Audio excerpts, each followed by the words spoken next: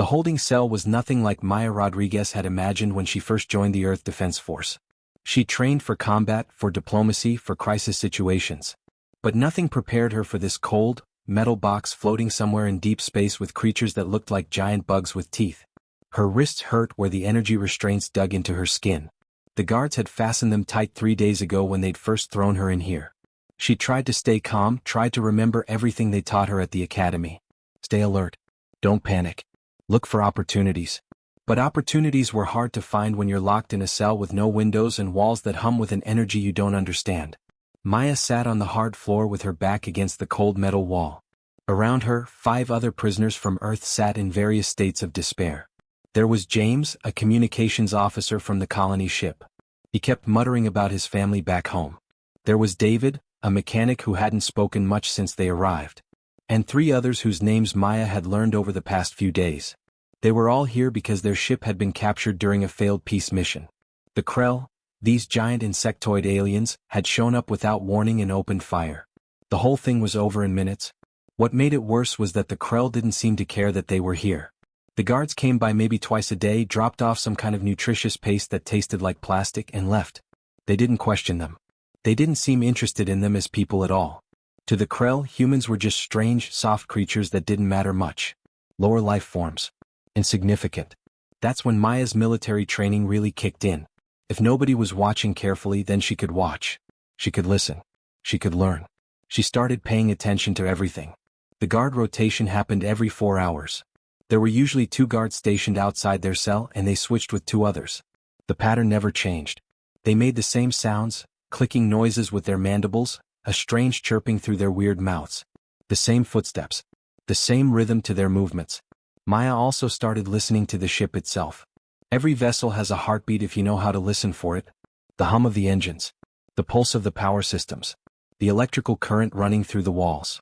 She'd grown up around ships. Her father was a pilot. She'd learned to feel the rhythm of engines before she learned to read. But something was off about this ship's rhythm. Very wrong. The engines should hum steady and constant. Instead, they were stuttering. Every 20 minutes or so, the hum would skip, stutter for 3 or 4 seconds, then start again. It was like the ship's heartbeat was skipping beats. Dangerous beats. The lights were doing it too. Nothing dramatic. Just little flickers. Once an hour or so, the lights would dip for just a second.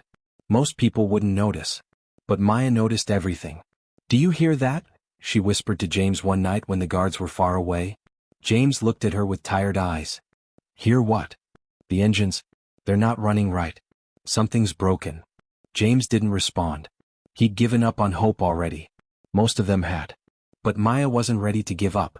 The Krell guards didn't seem to notice the problem either. They walked around like nothing was wrong. They executed their duties with no urgency, no concern. They didn't check the systems. They didn't seem to understand how serious a malfunctioning engine could be on a starship. That's when Maya realized something crucial. The Krell didn't understand this ship. Not really. They might control it, but they didn't understand it. How was that possible? How do you command a ship you don't understand? She kept watching. Kept listening. The stuttering got worse. Then the lights started flickering more often. And then, 3 nights into her observation, the whole cell went dark for 3 full seconds. Emergency lights kicked in with a dull red glow. That was a real problem.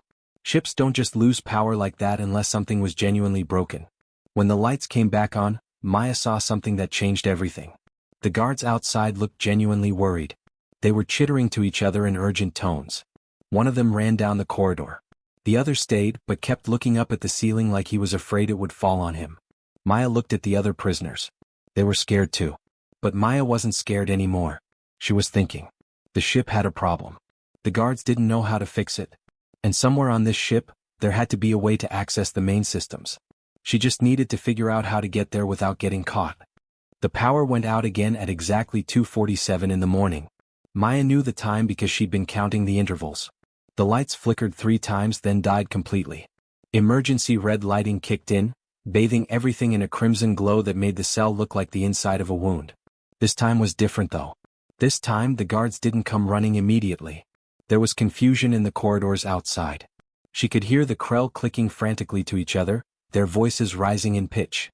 Someone was shouting orders. Feet were running past their cell. The whole ship felt like it was panicking. Maya knew this was her moment. She'd been planning this for 2 days, ever since she noticed that loose panel beneath the old bunk in the corner of their cell. She'd worked it loose bit by bit, careful not to make noise, careful not to draw attention.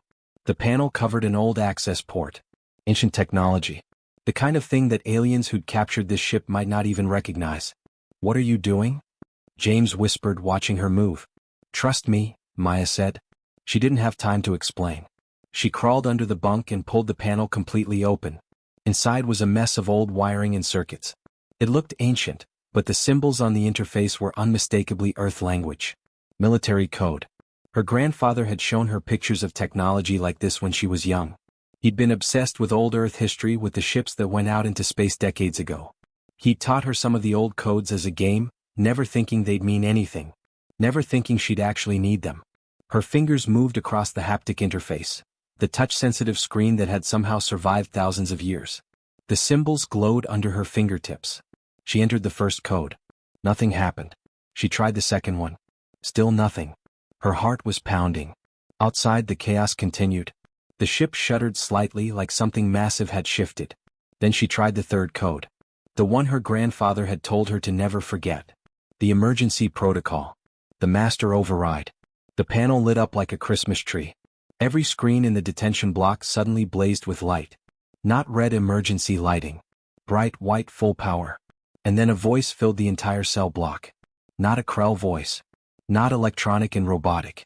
This voice was deep and resonant, almost human, but somehow more than human. Like it was coming from the ship itself. "Human operator detected," the voice said. "Voice pattern recognized. Authorization confirmed. Welcome back, Commander." Maya froze. Commander? She wasn't a commander. She was a lieutenant. A junior officer who'd been captured 3 days ago. But the ship didn't seem to care about details. All around them, screens activated. Data started flowing across displays. The detention block door, the one that had been sealed since they arrived, suddenly hissed open. Not an invitation to escape, but something else entirely. The ship was responding. Responding to her. Responding to her voice. Outside in the corridor, the Krell guards lost their minds. They started screaming and clicking at each other in complete panic. Maya could hear them pounding on things, trying to figure out what was happening. One of them ran past the open cell door so fast his legs were a blur.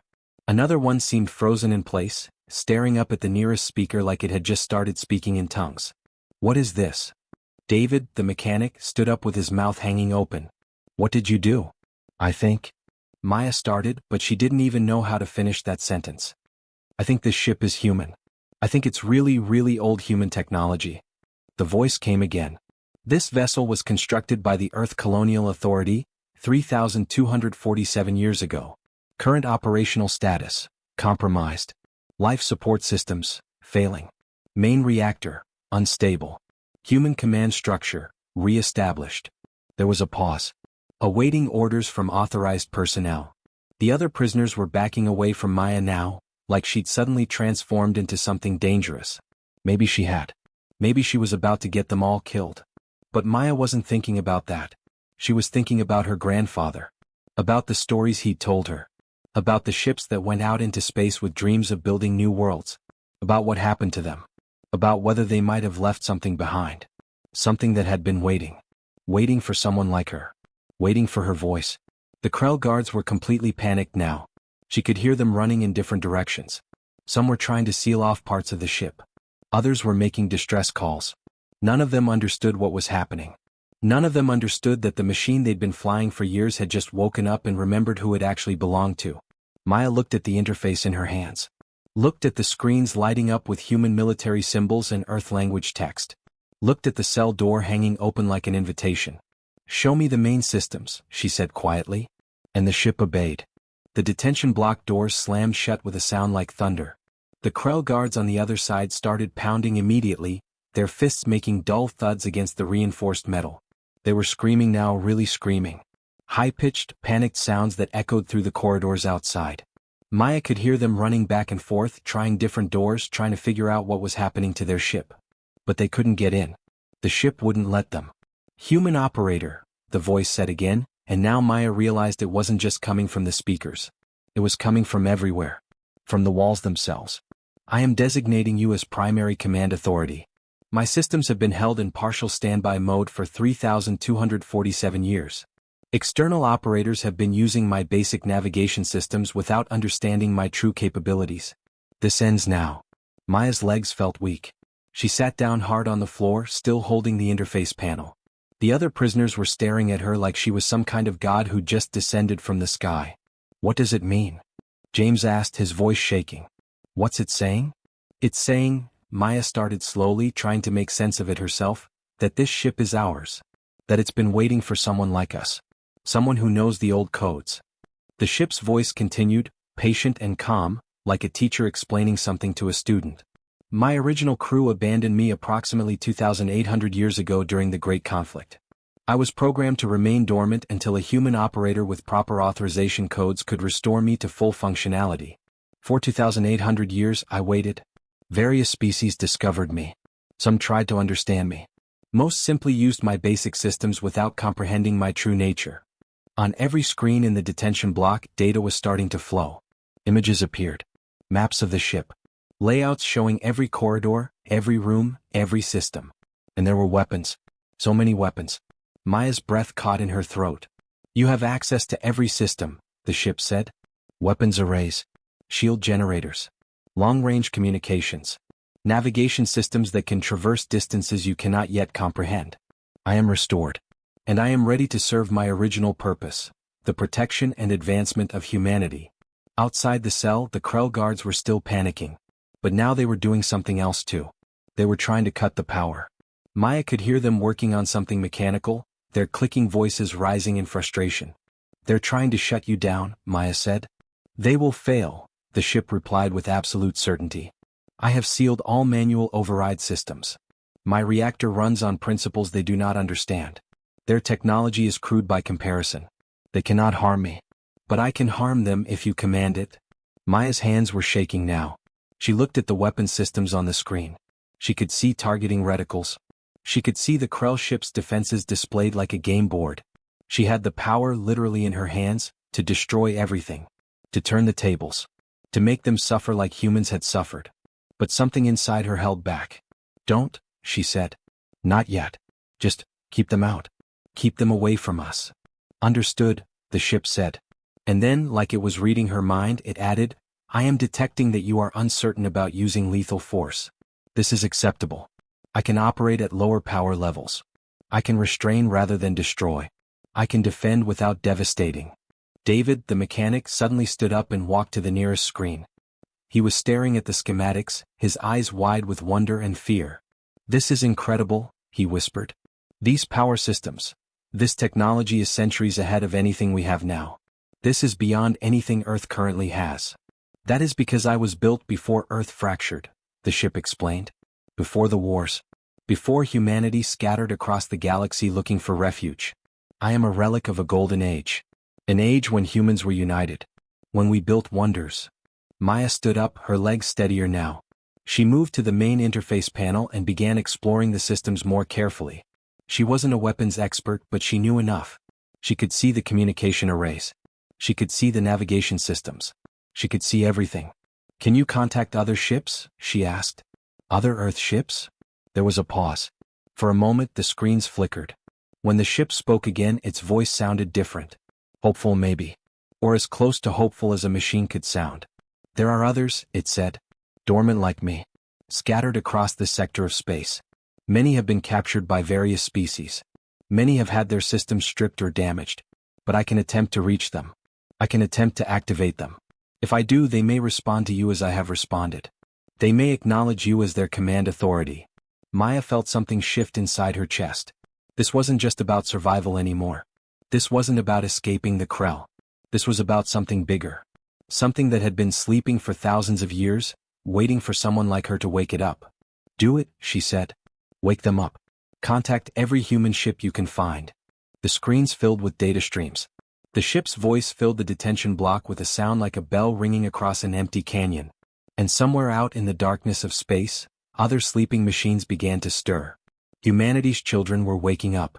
Maya stood in front of the communication console, her hand hovering over the broadcast button. Her heart was pounding so hard she thought it might break through her ribs. She'd never done anything like this before. She was a lieutenant, a junior officer, and now she was about to send a message that could change everything. "Are you ready?" the ship asked. Its voice had become almost familiar to her now, almost like a friend. "No," Maya said honestly. "But let's do it anyway." She pressed the button. Her voice filled the airwaves. Not just any voice. It was encoded with something ancient. Something that the ship had taught her. Old Earth military frequencies mixed with authentication codes that hadn't been used in 3,000 years. Codes that only certain ships would recognize. Only certain systems would respond to. "This is Lieutenant Maya Rodriguez," she said, speaking clearly and calmly, trying to sound more confident than she felt. "I am broadcasting on emergency frequencies to any Earth vessel that might be receiving this signal. If you can hear me, respond. We are alive. We are awake. And we need you." For a long moment, nothing happened. The screen stayed dark. The silence was deafening. Then something flickered on the far edge of the sensor display. A response. Just a simple acknowledgement signal, but it was there. A ship. A human ship. Dormant for centuries, suddenly responding to her voice. Then another signal appeared. And another. Within minutes, the entire sensor display was lighting up like a Christmas tree. Ships were answering.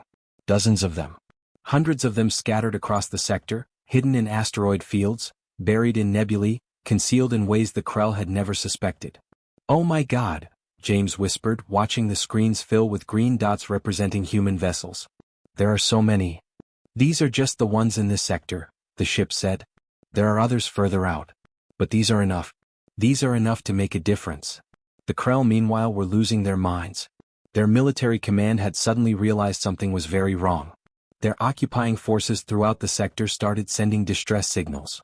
They were picking up strange energy readings from hidden locations.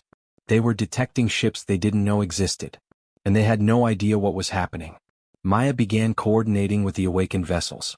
It was like conducting an orchestra she'd never trained for. But the ship helped her. It provided tactical information. It showed her where Krell military installations were located. It showed her their patrol routes, their supply lines, their vulnerabilities. "They've built their occupation on the assumption that they face no organized opposition," the ship explained. "They have superior numbers in some areas, but they lack the coordination you now possess. Their forces are scattered.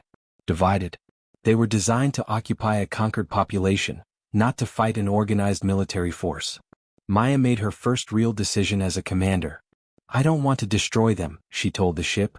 "Not unless we have to. They're occupying our space, but we can do this without genocide." "Understood," the ship replied. "I will coordinate non-lethal responses where possible." That's when things got really interesting. The first Krell military outpost to encounter a reactivated human defense grid simply shut down. Not destroyed. Just disabled. All its weapon systems went offline. All its shields collapsed. The Krell soldiers inside suddenly found themselves trapped in a dead facility, completely vulnerable. They surrendered within hours. Then another outpost went dark. And another.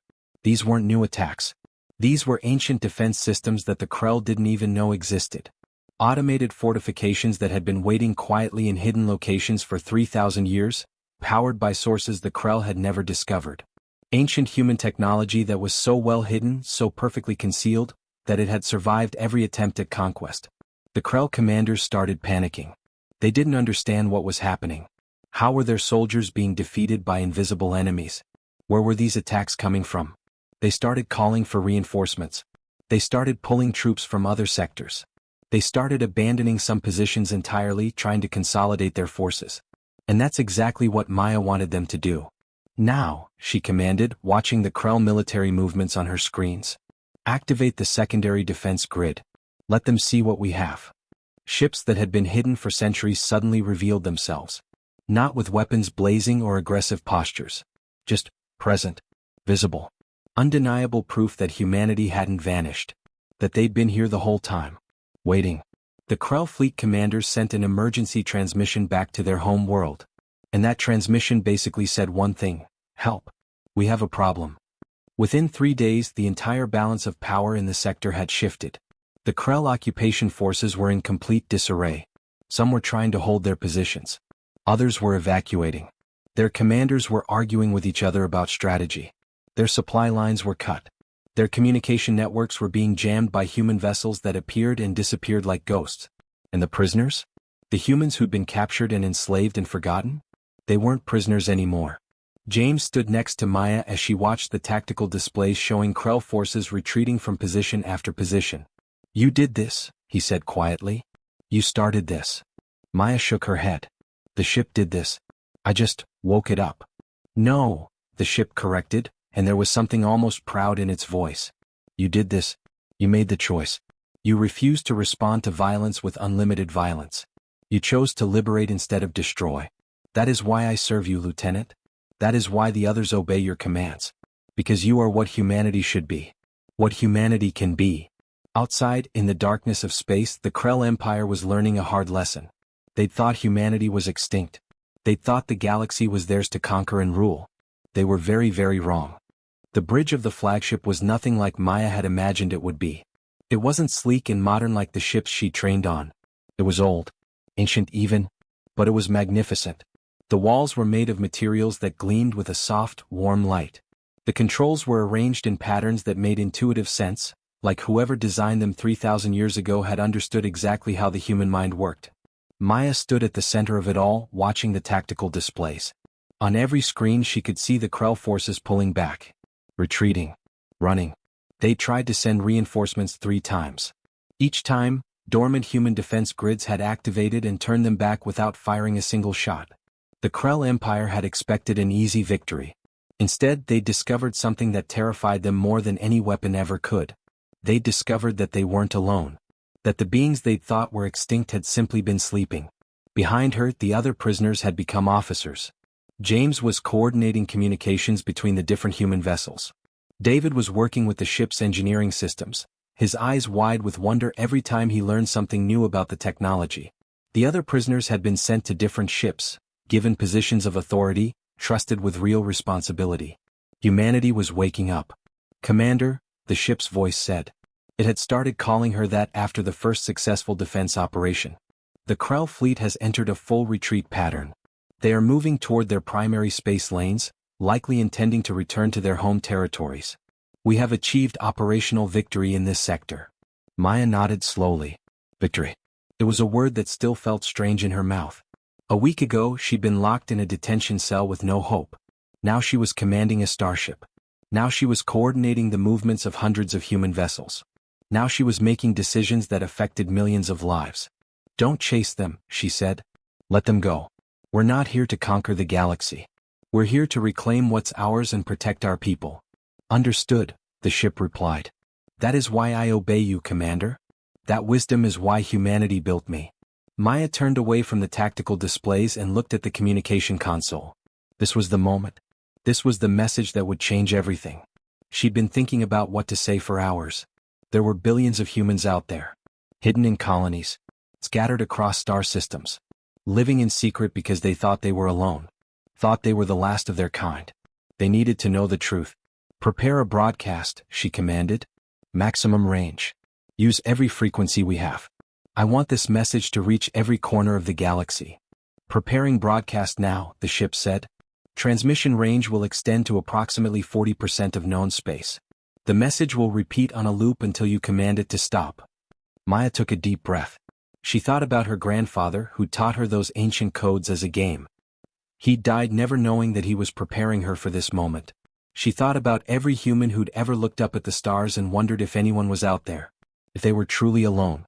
She reached out and pressed the broadcast button. Her voice filled the void of space. "This is Commander Maya Rodriguez of Earth," she began, and she could hear the slight tremor in her own voice. "I am broadcasting from a human vessel that has been dormant for 3,000 years. A ship built by our ancestors.